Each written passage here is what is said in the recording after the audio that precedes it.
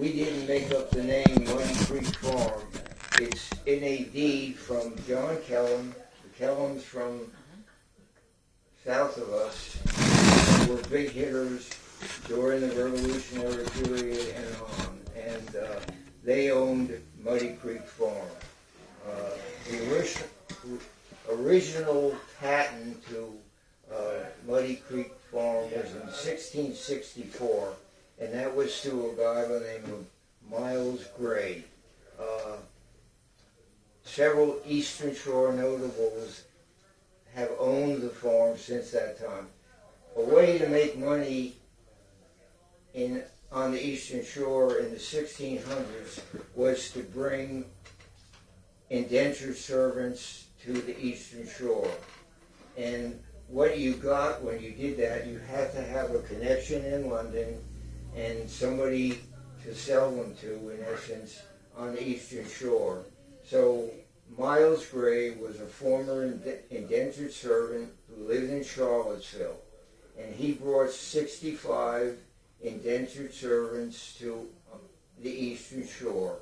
And if you look at the manifest and look at the names of many of the people around the Eastern Shore, those names are on the manifest. And most of them have no idea how they got to the Eastern Shore, but they got here that way. So after he owned it, he sold it to the Jennifers, and that's a name that I guess a lot of people aren't familiar with, but the wife of the Jennifers was a woman by the name of Mary Toft, T-O-F-T, and she owned Chincoteague. She owned Chincoteague Plantation in the 1660s, and her way to make her way, she came here as a young girl. She was born around 1640 and came here when she was about 17. She was extremely beautiful and really smart. And she got hooked up with Edmund Scarborough. And Edmund Scarborough was the leader of the House of Burgesses in Williamsburg, and a really clever, deceitful individual. And together they had 3 illegitimate daughters.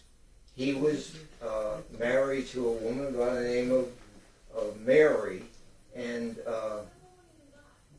this young, beautiful girl came over from London, and they got hooked up together, and he built for her a house on a plot of land called Gargafia, which a year or two ago the General Assembly in Richmond voted to put up a plaque on 13, one of those iron plaques. If you go down the Accomack and go to the debtor's prison, alongside the debtor's prison, there's an iron plaque. Well, they were supposed to put a plaque to honor and explain Mary Toft, because she was by far the most successful woman on the Eastern Shore. Eventually, she and her husband owned 30,000 acres they owned on the Eastern Shore, on the seaside, from Gargantha Bay all the way up to the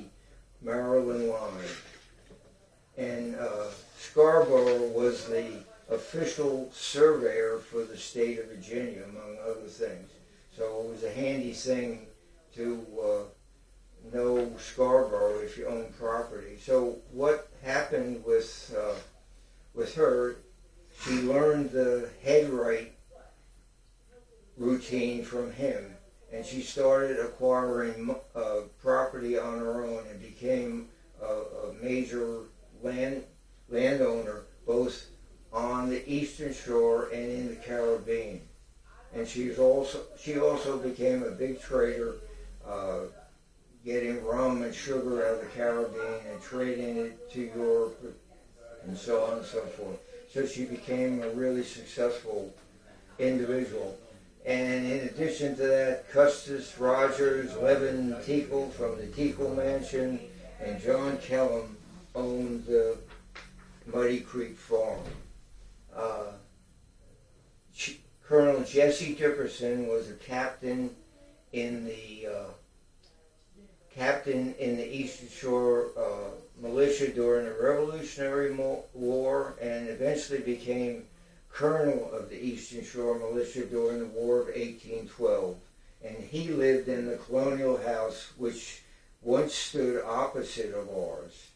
And his son, I was telling Dieter, his son attempted during the Civil War to become a big-time distributor in Baltimore and mortgaged the farm. And it was foreclosed eventually because he failed as a businessman. The Jewish guy that made the loan foreclosed on the farm. And Jesse Dickerson moved onto the farm, and eventually the two Summers brothers bought the area that the house is in and the area that were given you to sell, 184 acres. And William Lee Summers, who became a coastwise trader, built our house in 1872.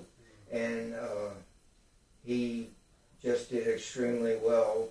And his family, I was telling Deidre, when we first came here 50 years ago, the individual that pretty much ran Accomack County was a fellow by the name of Roland Summers. And he was a big-time broker, vegetable broker, and also a farmer. And he pretty much was a dominant force on the Board of Supervisors. So, at any rate, we bought the Jesse Dickerson piece in 1975, and in the 1990s we bought the 184 acres. So the total area that we own now is 300 and do one of these next.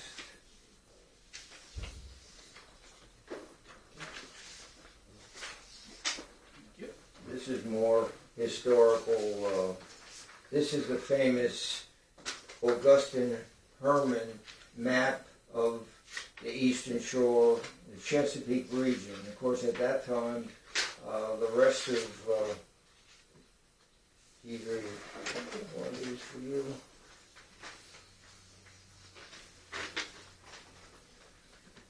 That arrow is it's barely visible. Most in Maryland, in particular, most of the libraries have a full-size edition of this map. And if you look very carefully with a magnifying glass, you can see the arrow is pointing to Muddy Creek. And if you look at the number of other creeks on the shore, and certainly the creeks on the bayside, most of those aren't even listed, which shows at that time the importance of Muddy Creek versus many of the other creeks on the shore. And it was called Muddy Creek by the Indians. Most of the creek names are adaptation of Indian words. And when the English came here, they didn't know anything from muddy, so they called it Muddy Creek. And it's not really muddy, but that's the name it has.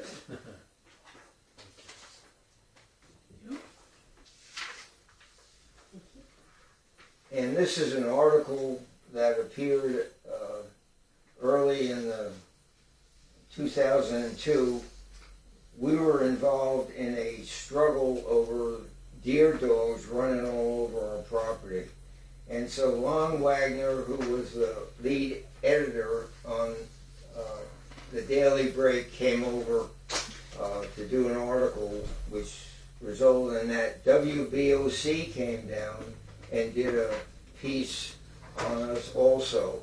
And they went down to the end of Muddy Creek Road and photographed the bay and Muddy Creek. And for years, they ran that on WBOC as a beautiful place to go to in Delmarva and on the eastern shore of Virginia. And as Lon Wagner says it's, you know, a beautiful place, a wonderful place, and what you dream of when you think of the Eastern Shore. So anyway, that's that.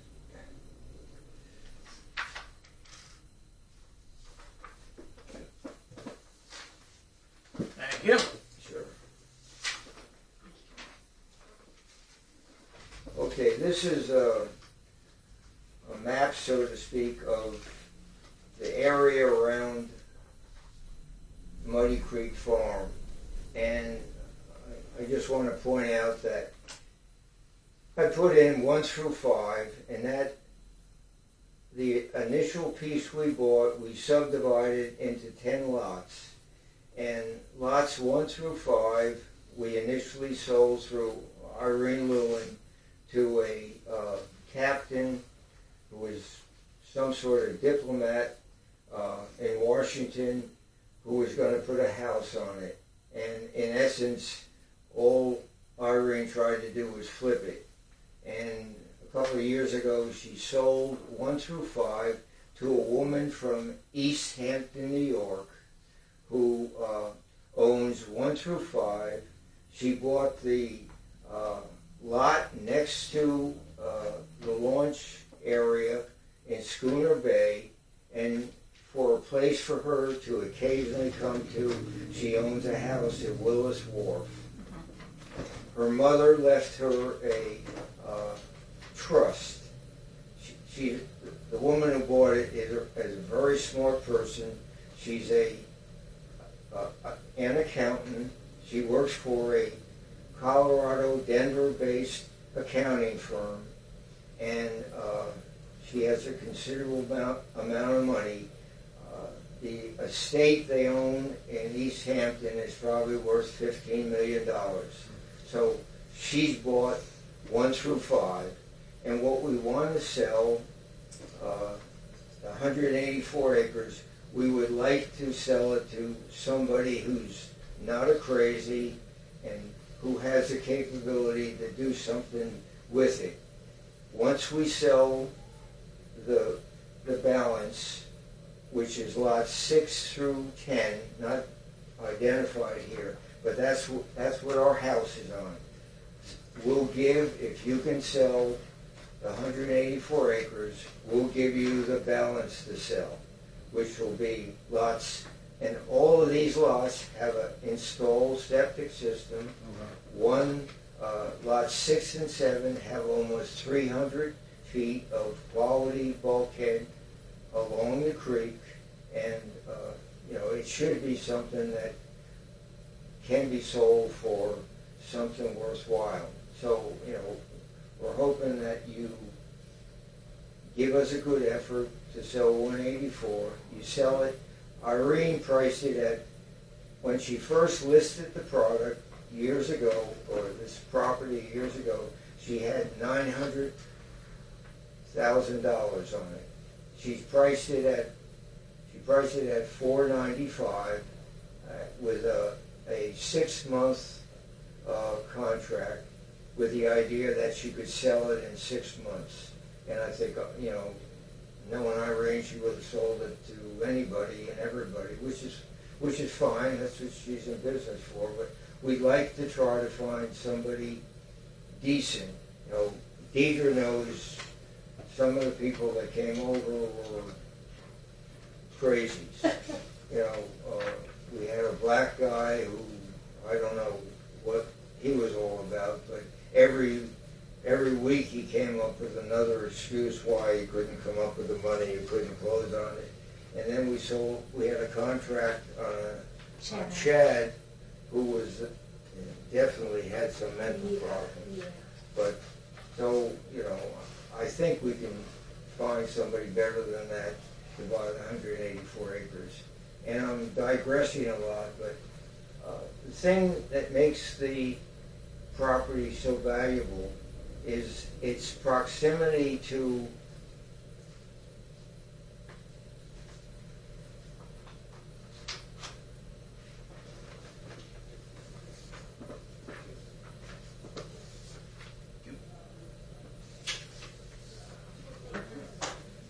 if you look at this, you know, most people know about the Free School Marsh, and just below the adjacent property called McHale's Marsh is Muddy Creek. And Virginia's Audubon Society considers McHale's Marsh to be among the top 3 areas in Virginia for bird life.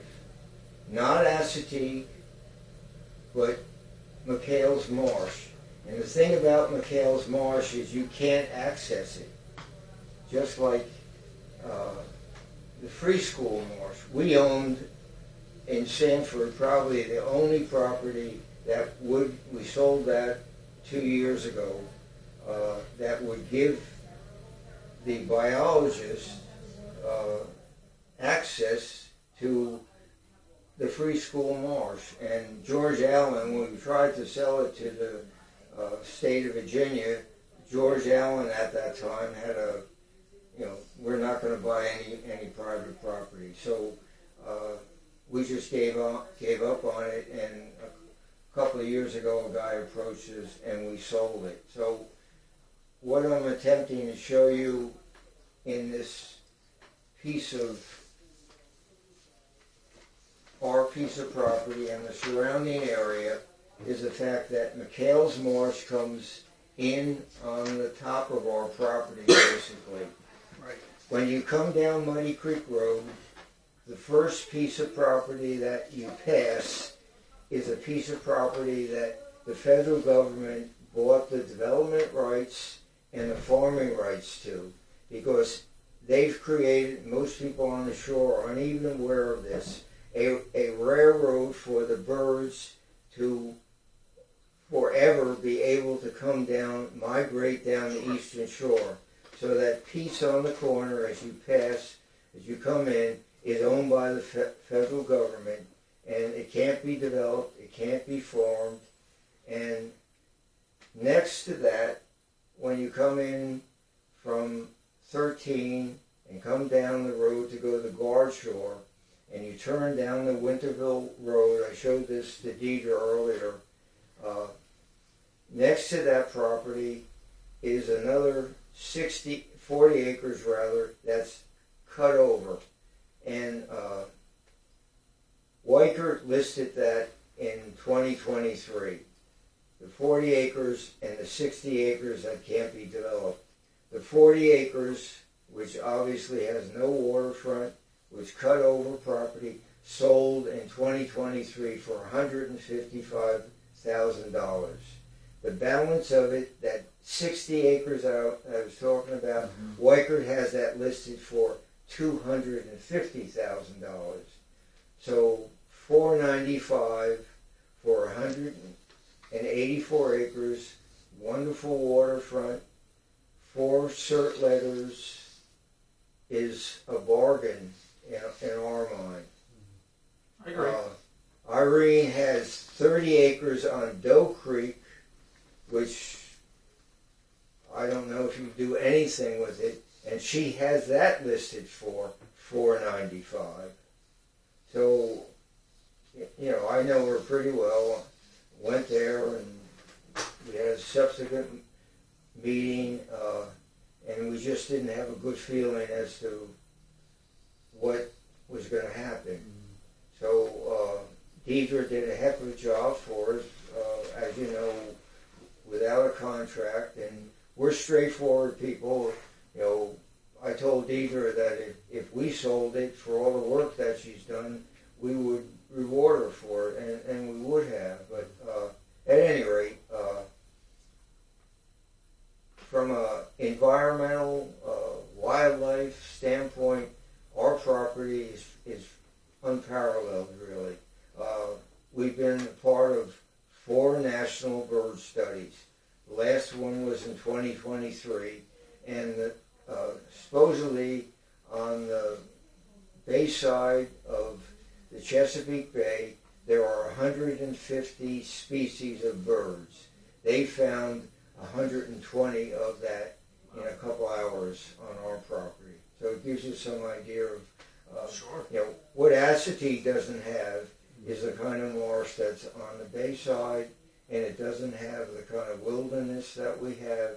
And, for instance, there's a sparrow called Henslow's sparrow, which is native to the Saxon wildlife area.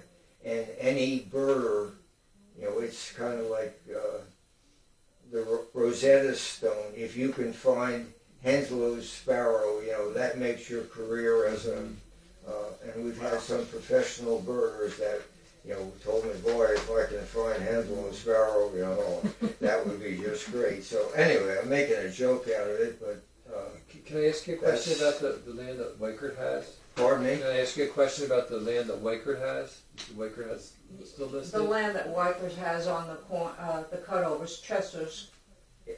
Schoolfield.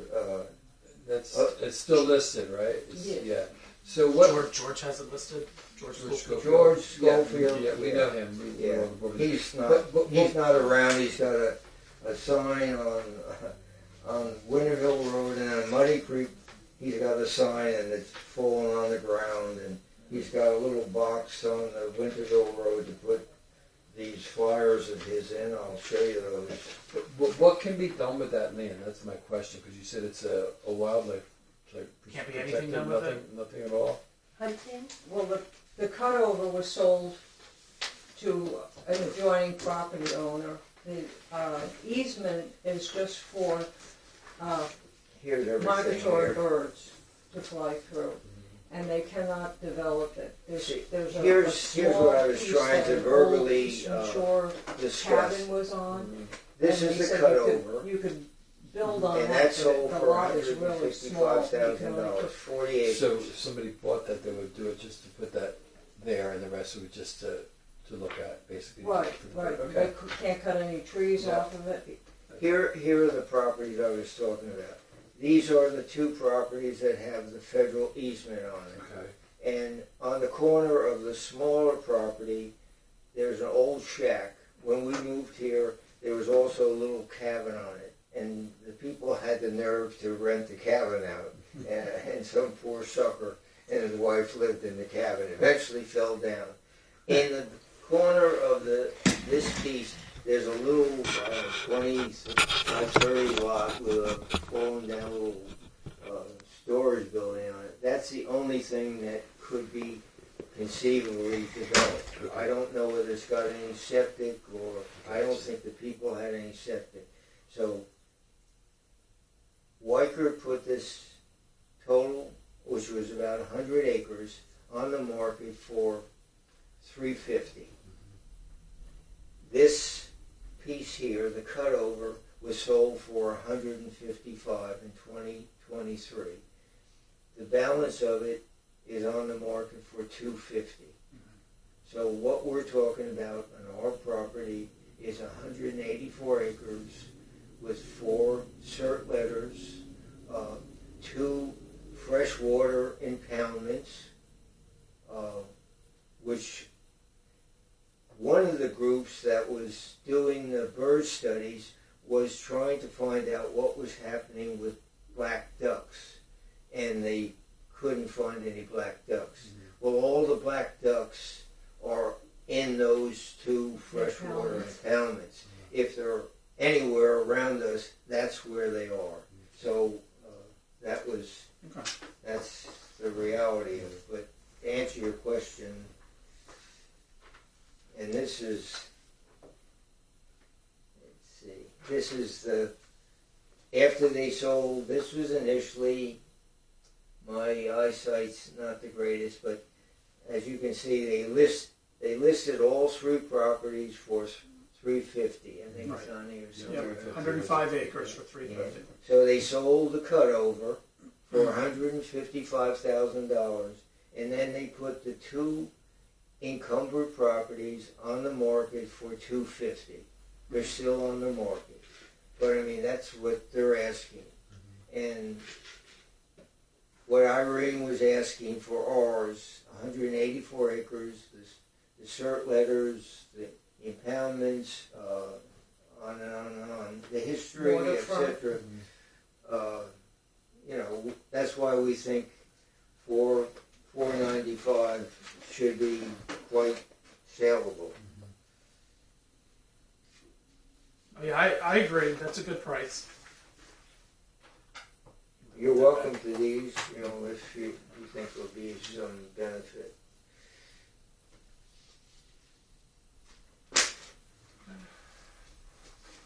Deidre's been through all this, but